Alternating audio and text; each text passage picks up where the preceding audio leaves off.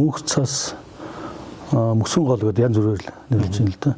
Тэгээ энэ бол ерөөсөө үүсэх шалтгаан нь бол одоо тодорхой нөхцөл бүрдсэн газарт үүсдэг. Тэр нөхцөл гэдэг нь бол үндсэндээ өндөр уулын бүс буюу туйлын бүсэд одоо нөгөө дулааны улирлын температур нь хангалттай сэрүүн байдаг.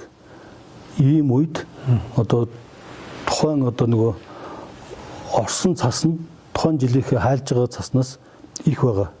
Тохиолдолд цас хоримтлогдож тухайн газар үлдэнэ гэсэн үг. Тэгэд энэ цас хоримтлогдож үлдэж байгаа энэ процесс 100 жилээр ингээд цаашаа үргэлжлээ явахаар явсаар өнөөгийн энэ мөстөл одоо үүсэж бий болж өнөөдөр ирсэн ингэж ойлгож байна. Үндсэндээ энэ мөслийг одоо хэмжээ хэлбэр үүссэн газраас нь хамаарат хоёр ангилж болдог. Хоёр ангилтай. За нэгдүгээрх нь одоо их газрын мөстөл, за дараагийнх нь уулын мөстөл гэж. За их газрын мөслүүд бол маш том хэмжээний талбайг амардаг их зузаан юм мөслийг хэлнэ. За энэ бол одоо сонгодог жишээ нэг бол одоо энэ юу вэ?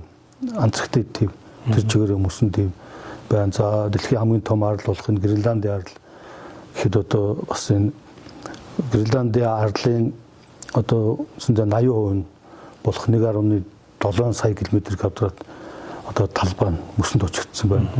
За Антарктидын гэхэд одоо 14 сая км квадрат талбай мөсөнд очигдсан байж байна. Тэгэхээр энэ мөсчин бол үндсэндээ дэлхийн хуурай газрын 10%-ийг одоо очсон байгаа шүү дээ. За яг эд мөслөгийн үед бол энэ 30% байсан байдаг. Тэгээ одоогор бол ингээд 10%. За энэ 10%-аас хувийн үндсэндээ энэ бол 15 сая км квадрат талбайг дэлхийн тэ энийг ингээд мөсөөр очигдсан байж байгаа. За энэний 90 орчим хувь нь бол Антарктидын тийм мөс эзэлнэ.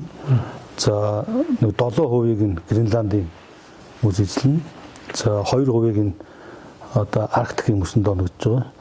За нэг 0.5% нь Хойд Америк, Канадын, Аляскийн мөслөгөд орчин. За манай Азийн мөслийн хувьд бол үндсэндээ 1% хүрэхгүй ийм бага хувийг эзэлдэг. Яг энэ дэлхийн мөсний хэмжээнд эзэлж байгаа хувь 1% хүрэхгүй энэ бага юм шиг сонсогдож байгаа мэт боловч одоо энэ Азийн өндөр уулын бүсийн энэ мөслөгийн системээс одоо их авж байгаа энэ гол эндээс хайлж байгаа нь бол үндсэндээ 1.9 тэрбум хүнд одоо шууд нөлөөлдөг.